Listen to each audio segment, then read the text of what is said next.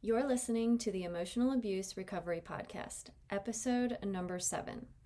So we all know there's no magic wand that we can wave over ourselves and create instant happiness. There's no magic pill either that we can take. That this isn't an instant solution, but we all know that happiness is something that we strive for. Happiness is something we all need more of in our lives, and we want to create it for ourselves. I don't think anybody would disagree with that. In this episode today, I'm going to be talking to you about the things that you can do right now to begin creating your own happiness after a toxic relationship. So, if you're someone who has experienced emotional abuse or narcissistic abuse or any sort of toxicity in your life that's left you feeling anything but happy, then stay tuned because in this episode, I'm going to give you my 4 best tips to create your own happiness after a toxic relationship. Welcome to the Emotional Abuse Recovery Podcast, a podcast specifically designed to help you heal after a toxic or narcissistic relationship. This podcast teaches you to use your subconscious mind to go from feeling stuck to set free. In here, you will learn how to use the power of your own mind to free yourself from emotional pain, move forward with confidence, and experience the inner peace you deserve in your healing journey after emotional abuse. I'm your host and subconscious reprogramming coach, Allison Dagny. So let's get started. Okay, so I am just going to dive right in because I realize that most of us just want to feel better and happier as fast as possible. You've probably even heard this phrase before. Happiness is an inside job, and it really is. But I realize that many of us have these thoughts that we would just be happier if. And that if is followed up by things like, if he would just be nicer, if she would just stop annoying me. If you have had these thoughts or thoughts like these, I completely understand because I have been there too. I remember right after I left my abusive marriage and being triggered by my ex. I remember how the people I used to think were my friends were doing all kinds of things that real friends would never do, and I was being set off by that. They were playing the fence or believing my abuser or talking about my personal life behind my back, and these kinds of things were just really upsetting. There was just so much stuff happening that I was feeling emotional about and then reacting to. And I remember not feeling happy at all. Anything but happy. I remember having these emotional reactions. And if you read my book, you might remember the part when I was separated from my husband, but I went on a shopping rampage. And basically I was charging all kinds of things on our joint credit cards because my ex was so concerned about money and he was financially abusive. I felt like that was my way of punishing him. I was overcome with rage. I was consumed with hatred and revenge. And this was all before I learned about happiness is an inside job, as I said before. So if you feel like you're being held hostage by your emotions or that you can't control yourself or your reactions because of how you feel, I have to tell you, there is nothing wrong with you. This doesn't mean you'll have to live the rest of your life this way. If you don't want to feel this way, you can absolutely change it. And that's what I'm going to do in today's episode is I'm going to give you my 4 best tips to creating your own happiness after a toxic relationship. And the part I want you to remember and pay attention to is creating your own happiness because it comes from inside of you. So if you're not driving or out on a walk and you have a piece of paper and a pen available, it would probably be a good idea to get it out now so you can take some notes and leave this episode with some actionable steps to put in place right away. The first thing that is important to do when we're trying to create our own happiness is to be present.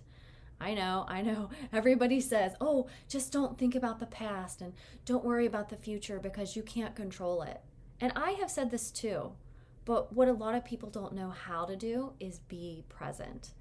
Most people don't really understand what it means to actually be present.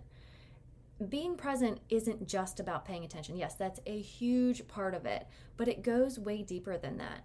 Being present involves mindful and intentional effort to experience what is going on within you inside your body and around you all at the same time, right? So I know that might sound really complex, but it really isn't. One of my all-time favorite books is by the author Eckhart Tolle, and it is called The Power of Now.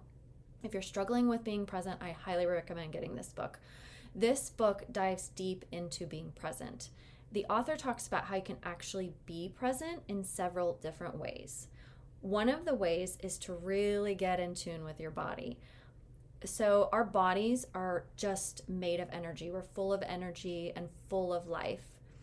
And if you sat really still in a room, you could actually feel, if you're being really present in your body, tingling in your hands or vibrations around your feet.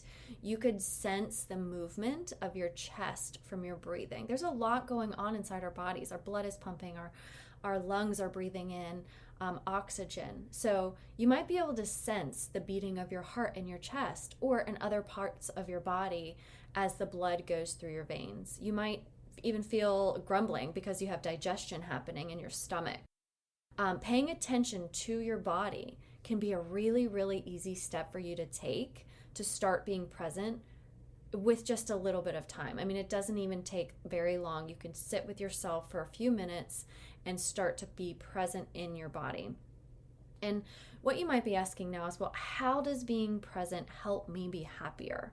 And I want you to know that when we're living in the past, or we're living in the future and we're not living in the present, we're focused on other things that could be causing us pain and suffering.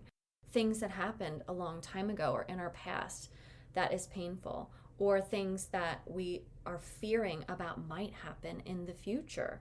So if we're living in the past or the future, we can't truly be present because we're feeling those same emotions that are tied to the past memories or to the fears of the future. So the only real moment in time we have is in the present moment. If we're stressing about what might happen in the future, and if we're reflecting on what should have happened in the past or how things happened in the past or why they did, then we can't be fully present and experience the true peace that comes with that.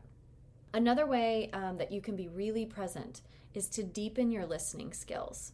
I've really had to work on this over the years because for me it was waiting to respond. I wasn't able to literally hear what people were saying because I was so concerned about what I was going to say next. And this is a skill. It's true that most people want to be heard, right? Everybody wants to tell their stories and be heard and feel understood. I want to be heard. You want to be heard. Most of us just want someone to listen to us. However, if you want to be more present, then deep listening to other people is one really, really good way to do that. When you're not focused on what you want to say next, like I used to be, and when you're just fully focused on what the other person is saying and just trying to truly understand them and listen to them, you become fully present in the moment. This is something you can practice with anyone. You can practice it at the grocery store with a checkout clerk or with your children when you're driving in the car and they come home from school and they're talking to you. You can practice it with your friends or family members. And not only does this help you become present, it helps you connect on a deeper level to the people you love and even people you meet, which gives you a deep sense of happiness. If you don't believe me about this, just give it a try. Just set aside some time during the day today to say, I'm just going to really try that deep listening to the next person I speak to, if it's over the phone or if it's in person, and just see what happens when you fully listen to what other people have to say instead of waiting for an opportunity to interject your opinions or to talk about yourself. This could be really, really enlightening. At least it was for me. All right, so the next thing you can do to be present is to use your senses. And I'm talking about all 5 senses. So we may not be able to use them all at one time, but we can certainly try to use them and bring them into our awareness a lot more. So these are your taste, sight, sound, scent, and touch. And you can practice using your senses in any part of your life. So if you're taking a walk, you can notice the things around you, like the flowers or the trees blowing in the wind or the dog running in the backyard at the neighbor's house. The houses and the green lawns of your neighbors, you could potentially be bringing in those scents of fresh cut grass or someone grilling out in their backyard. The point of this exercise is to bring you back to the present. If you're focused on things that your five senses can recognize, then you will be pulled back into the present moment. It's harder to think about the past or the future if you are focused on what's happening right now. And those senses kind of help amplify that for you, and then you can be more present in that particular moment. The other thing is, in the present, we find a lot of things to be grateful for, and we all know that gratitude raises our level of vibration and makes us happier. It's true that holding feelings of gratitude inside of us for even just a few minutes a day, they've done studies on this, that can actually change how you feel. And using your senses to be present can help you do this. So when you're using your senses, hold some thoughts of gratitude. So if you smell the flowers on the walk, then hold gratitude that you have the appreciation that you're able to smell it. If you can see a beautiful sunrise or a beautiful sunset, hold that gratitude that you have the ability to see and take in the beauty of what it is. That is where we raise our vibration of happiness, by bringing in that gratitude in the moment while we are using our senses at the same time. Okay, so the next thing that you can do to really raise your level of happiness and create more happiness in your life is to check in with your complaining. So what I mean by this is that everybody has complaints of some sort or another. There are always things that don't go our way. And there are always people that maybe don't do what we think they should do. But when we complain about it, about whatever that might be, we actually change that vibration inside of our bodies, which then causes us to feel less happy. And you can probably relate to this. So like if somebody does something that you disagree with, or that you're, not on board with, or isn't what you thought should be, you start to feel differently. So it's really important to take inventory of how we behave. And if we're constantly showing up in a world as a complainer, we will feel unhappy most of the time. So what you can do is you can start paying attention to the things that you say out loud to other people, or maybe even internally to yourself. And in what ways are you creating negative and painful feelings inside of yourself just based on what you're saying? So pay attention to that. Do you constantly feel frustrated and you call up your friends to let them know? Are you annoyed by the things that pop up on social media and complain about it? Are you looking for commiseration from other people? This is normal. People do this. This is how we're wired. It helps us create connection with others, but it also can keep us in a state of low vibration and unhappiness. And I say this with so much compassion and so much understanding. Reaching out for commiseration from other people will keep you in a state of unhappiness. So in order to change this, we have to be aware of the habits that we have. Look for ways in which you can stop complaining. Catch yourself in the moment and find a way to turn it into something else. If you can't turn it into something else, then don't speak it out loud. Most of the time, if we don't speak it out or type it out, we don't live in that chaos. We don't let that chaos fester, and then it begins to die. So we're not letting the complaints and the chaos continue to live by complaining to other people or complaining to yourself. It cannot grow. It cannot become larger or bigger or all-consuming if we don't give it any of that power, if we don't give it any attention, or if we don't give it life. And we are the ones that give it life. I would bet that if most people woke up in the morning and started to track the number of times a day that they complain, that they'd be absolutely shocked by how high that number really is. I had an old friend, and I want to tell you a story because I used to refer to this person as an emotional vampire. I called my friend this because she complained nonstop. Every conversation we had was about things that she was unhappy with. And a lot of the times she would attempt to get me involved in the complaining. And for a really long time, I did get involved until one day I realized that I was feeding this monster. And I was feeding the drama and I was feeding the chaos. And so it never ended because it kept growing and getting bigger and bigger. If she complained about something, I could just tell her I was sorry and, say, I really wish that didn't happen to you. But she would ask me what my opinion was or what I thought about it or if I thought she was being unreasonable. She was opening the conversation so that I would participate in the complaining with her. And I recognized this and I realized that I was getting into this really toxic cycle and it was lowering my level of happiness. I wasn't happy engaging in these types of conversations. And they say misery loves company. And that's exactly what was happening. She was feeling miserable about the things she needed and wanted me to commiserate with her. But over time, I was just feeling drained and I didn't want to have these conversations anymore. I was trying to raise my level of happiness, but every conversation I had with her was lowering it. And this is something that you can easily change if you're one of those people who find yourself complaining. Now, here's something I want to say, and this is important if you do this. It's not because there's something wrong with you. It's simply because of how your mind is wired. There is a reason, and often with good intention, why people do this. A lot of times, it makes them feel better. It gives them something inside of themselves that their brain perceives to be positive.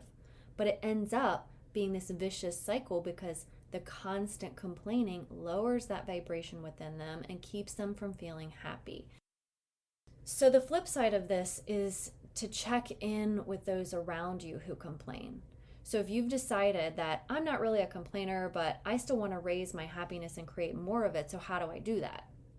What you want to do is check in with your company, check in with things that you watch on social media and on TV, and that what you listen to on the radio isn't complaining.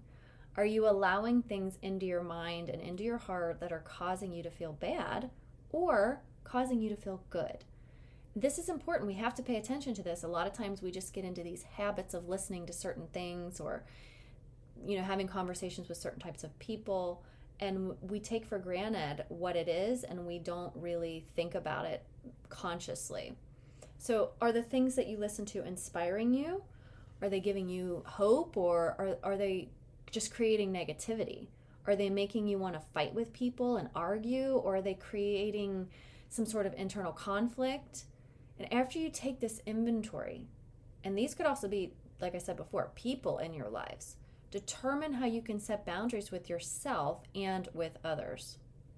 You might have to set boundaries like switching to a different radio station that's more uplifting.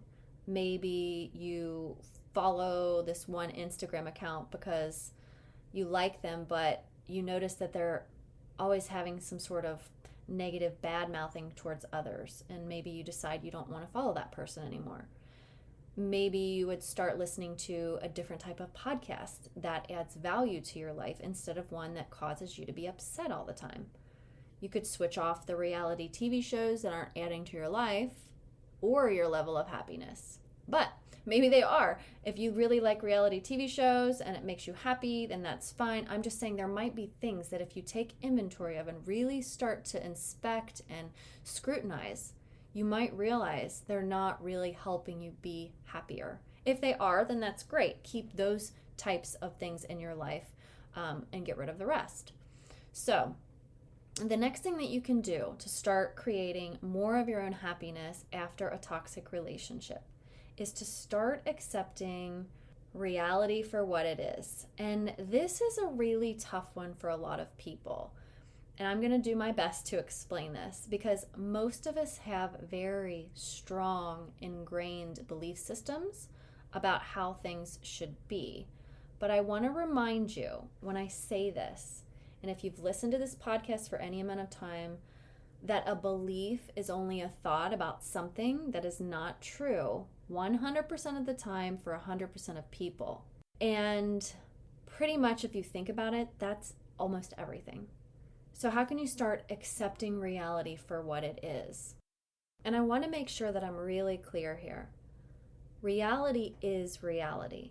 And we don't have to agree with the things that we see happening in our lives. We don't have to think that they're good or think that they're bad just because it is reality. All that we're doing is we are acknowledging that the things outside of us are not in our control, period.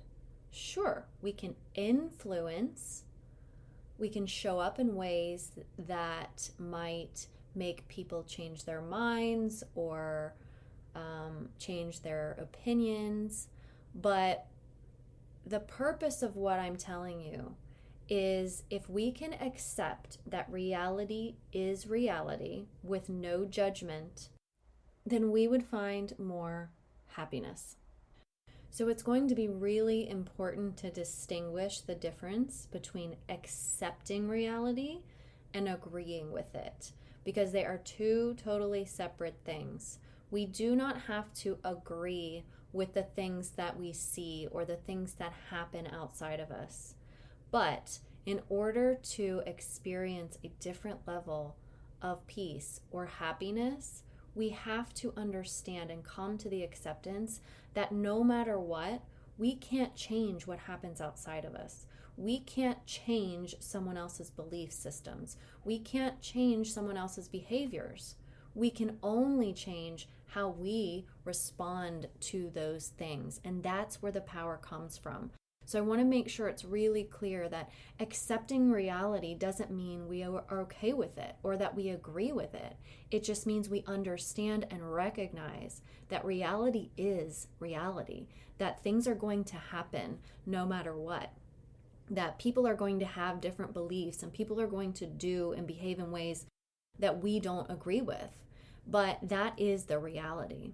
And there are ways that we can rewire our thinking so that we can become in an acceptance and stop fighting reality. Because the more we can accept reality for what it is and stop trying to wish it differently, then we can actually feel much happier. So if you're asking me, oh, well, am I supposed to just accept it when someone treats me bad, or if someone abuses me or does something that's wrong? Am I supposed to just accept it? And my answer is absolutely not. We are still able to make choices in our lives. We are still able to say no and hold boundaries and walk away or start a domestic violence shelter or write a book.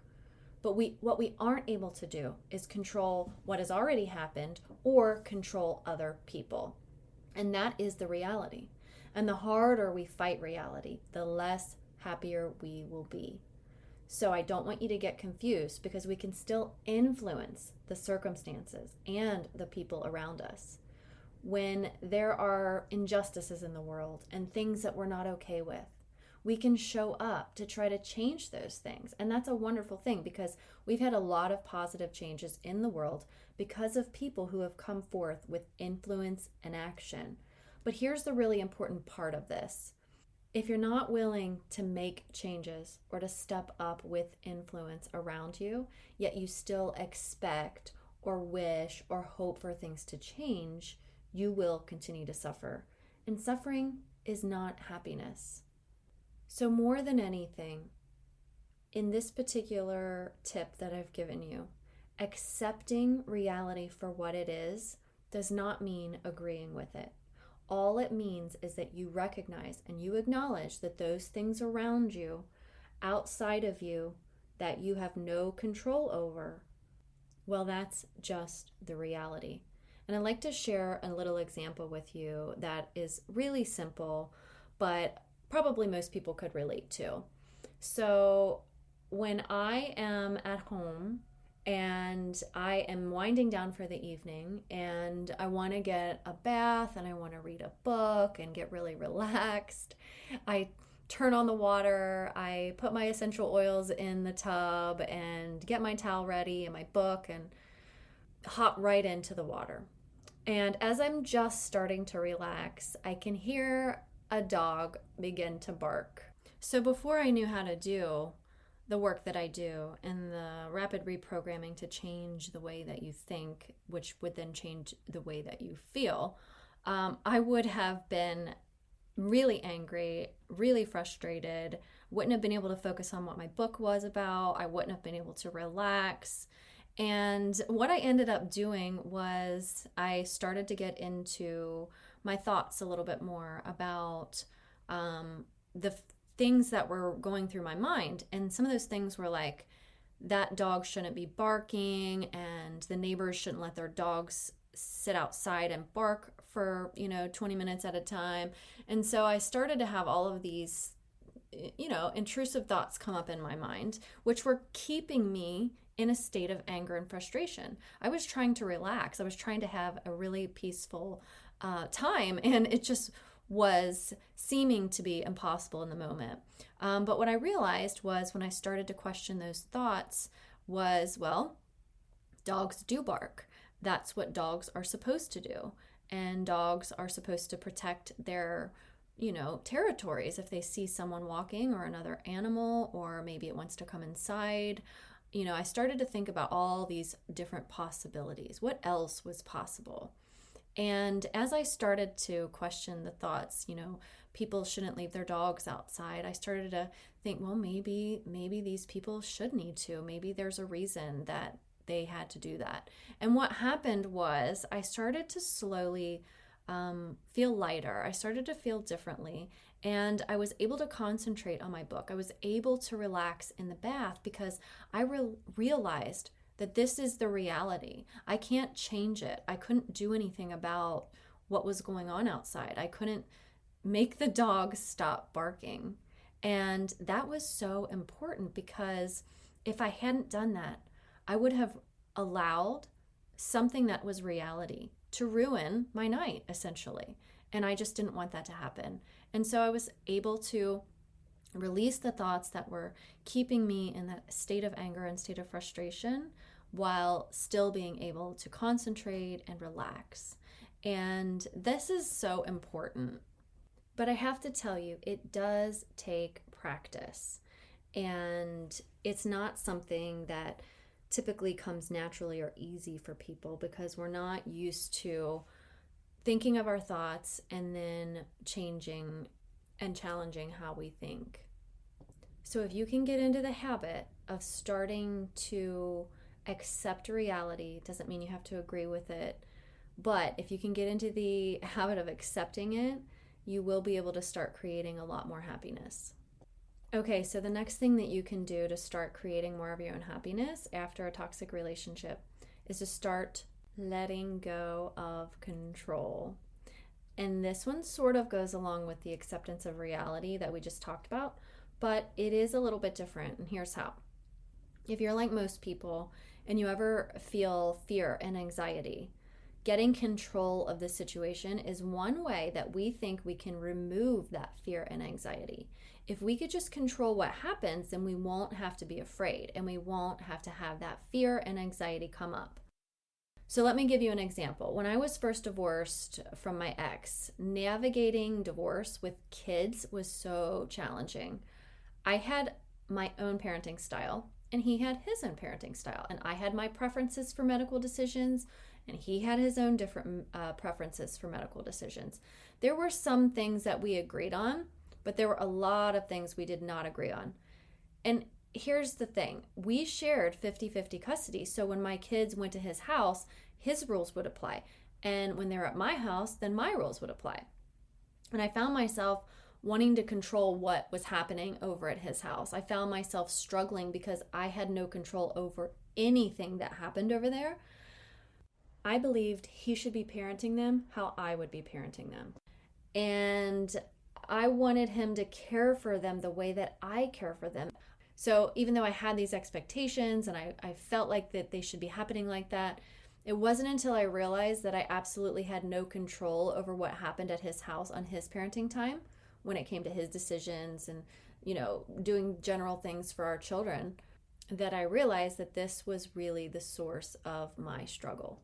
Now, I'm not talking about abuse here, because if your children are being abused, then you should definitely get in touch with your attorney and call law enforcement and get all of that stuff under control. But I realized, for me, it were things that I didn't have control over that I had to come to the understanding and realization about. when I did realize this, that reality was going to go on being reality no matter what I did or what I hoped for or what I could give up control over or the need for control over, and then I could become a happier mom. And then what happened was I just did what I wanted to do at my house for my kids on my time. And then I was able to be happier with them and be present with them as I did that. Even just the thought of trying to control what happens at his house was keeping me in a state of anger and frustration. And it wasn't allowing any room for happiness for me. So what do? You focus on what you do have control over. Instead of looking outside of yourself, look back inside yourself and ask, what do I have control over? And you can do this for any situation in your life. All you have to do is remember that you are only able to control your actions, your words, and your thoughts. And acknowledge that trying to change other people or just having the inner need or desire or want for those people to be different is actually just starving you of your own happiness. True happiness comes when we have no expectations of others. We know they are who they are because of their own unique programming, and we have no power to change them. When we focus on ourselves and what we actually have control over instead, then that's when we become empowered and overall a lot happier. Okay, so just to recap, a few of the things that you can do. Number one is be present. Check in with yourself, check in with your body, use your senses. And don't forget about that book I mentioned earlier because it was really, really helpful by Eckhart Tolle, The Power of Now.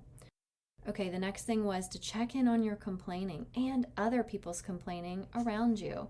That includes people, it includes what you watch and what you listen to. This is important.